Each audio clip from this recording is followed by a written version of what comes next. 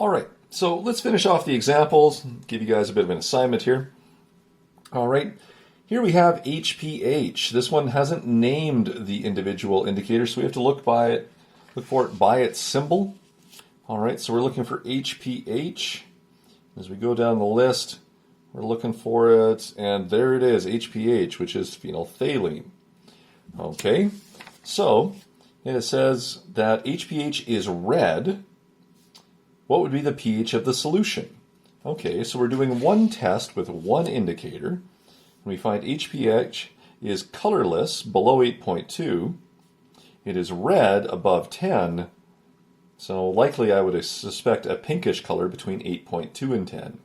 So this was told to us as red, therefore I can expect it to be above 10 pH. So I would say between 10 and 14 is a pH. Notice with only one test, all we can really get is a range. If we want to narrow this, we'll have to do multiple tests. How about HBG? Okay, first of all, what is HBG? And if it's yellow, what's the pH? So we go back to our trusty little sheet here, and we look for, what was it again? HBG. There we go. All right, we're looking down the list. Looking. There's HBG. Okay, and we were told HBG is yellow. So it's yellow below 3.8, it's blue above 5.4, and likely green between these. So being that it's yellow, we learn that this is fairly acidic, and between 0 and 3.8 is a pH. Okay, one test only gives us a range of possible pHs. These indicators are nice, but it takes multiple indicators to get an accurate answer. HOR is red, so let's find HOR. There it is. HOR we were told is red, so therefore we have a fairly narrow range here. It should be less than 1.4. So 0 to 1.4 would be our best estimate of the pH. And so, as I was saying with these three examples, one indicator does not give very precise information about the pH. So often what we will do, and what we would have done, it's a very colorful and fun lab to do, is we would have tested a bunch of samples of the same solution with a bunch of different indicators trying to figure out what the overall pH of the solution is. All right, so for this it's a little bit of deductive reasoning. I would also suggest maybe drawing things out on a number line from 0 to 14, and we'll just look for the common pHs that still exist after we do our multiple tests.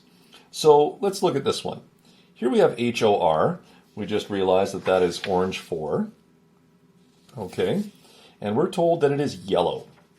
So go to your sheet. Orange 4 is yellow, which means it is a fairly large range here. Anything above 2.8 for your solution pH would appear as yellow with the HOR indicator. So right now, all we have learned is that it is 2.8 to 14. Now, if you want, we can list this on a bit of a graph, and we know we start at 2.8 and we go all the way to 14. So we've narrowed out a certain amount here. We know that it can't be below 2.8. Okay, let's take a look at HAY. We need to find that one, and we know that it's yellow.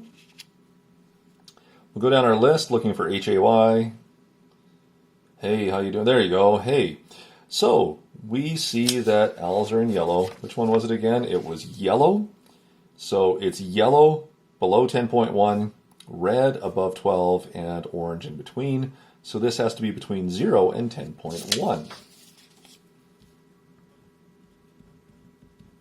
Okay, so with HAY, we just learned that we are anywhere from 0 to somewhere over here, roughly about 10.1. All right, look what's happening. We're starting to narrow the range. The overlap between the two tests is only between 2.8 and 10.1. We've eliminated any of the outliers. So let's see if we can narrow this some more with a bromothymol blue indicator. That looks blue. So there's bromothymol blue. It's yellow below 6. It's blue above 7.6. So it falls into this range right here. And so this is 7.6 to 14. So there's about the halfway point. So there's HBB. And I would say we're about here, 7.6 to 14. Look, our range has been narrowed now. It's definitely a basic solution somewhere between 7.6 and 10.1. We'll check one more thing.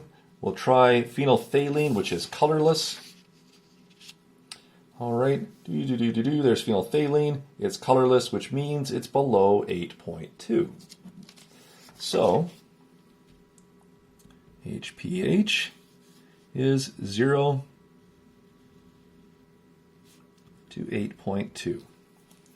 Now, to correctly state this possible range for this solution here, what we're doing is looking for the common features of all four lines.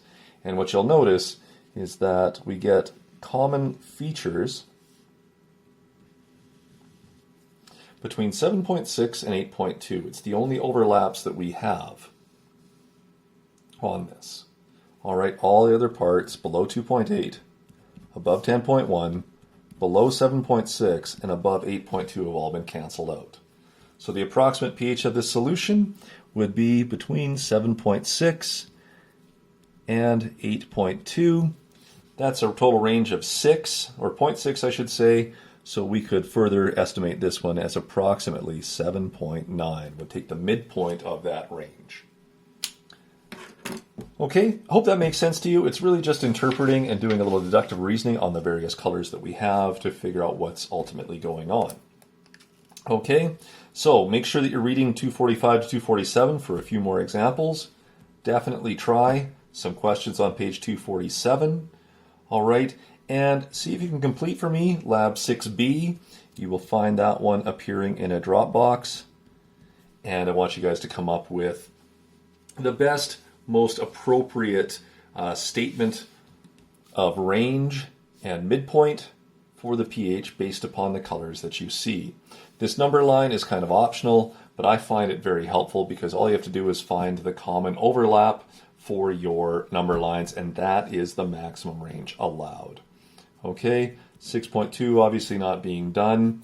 We are going to look at other things. All right, we'll just quickly go through the rest of the notes here. Okay, explaining acids and bases. This is something that I must ultimately redo for you guys when we get into Chem 30 and start talking about acids and bases there. This is an intermediate step called hydrolysis, where we look at a kind of an artificial reaction with water. But as we go further, we're going to find out that water isn't the only player. So this is a good thing to ignore.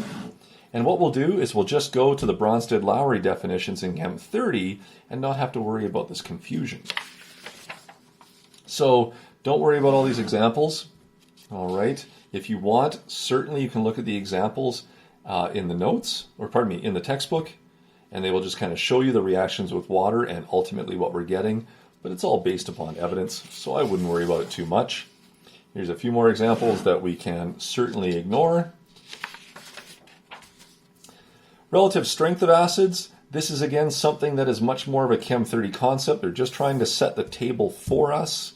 We can certainly interpret strength based upon pH, and you can see that we have two strong acids here based upon the very low pH of 1 for nitric and hydrochloric.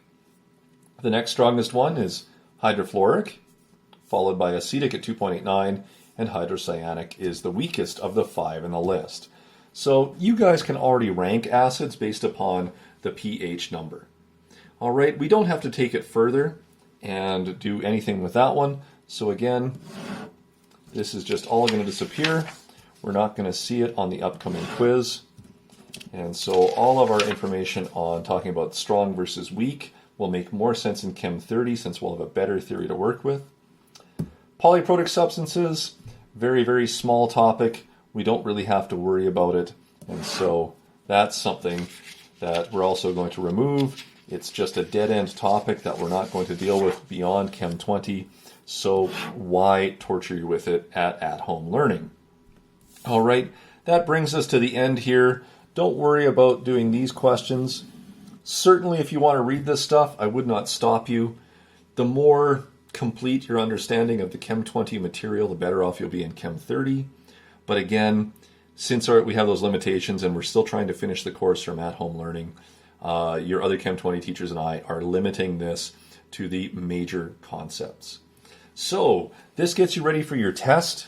All right, we're done all the content and examples for Chapter 6, but you should take a look at some of the review problems. Again, be mindful of the stuff that we have eliminated.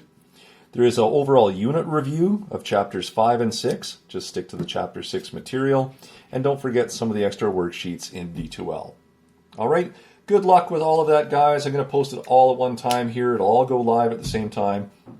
And you have until the end of next week in order to be able to get this stuff done and under your belt to be ready for the Chapter 6 test. All right, hope to see you all in our video conferences and little tutorial sessions on Friday. Even if you haven't been checking in or attending recently, I hope to see you. I haven't had very many participants in the last couple of weeks. It'd be nice to touch base with you guys, see your lovely faces, and just make sure that you guys are all doing well. Okay, so there you go. That's Chapter 6. Good luck with it, and we'll see you soon. Cheers.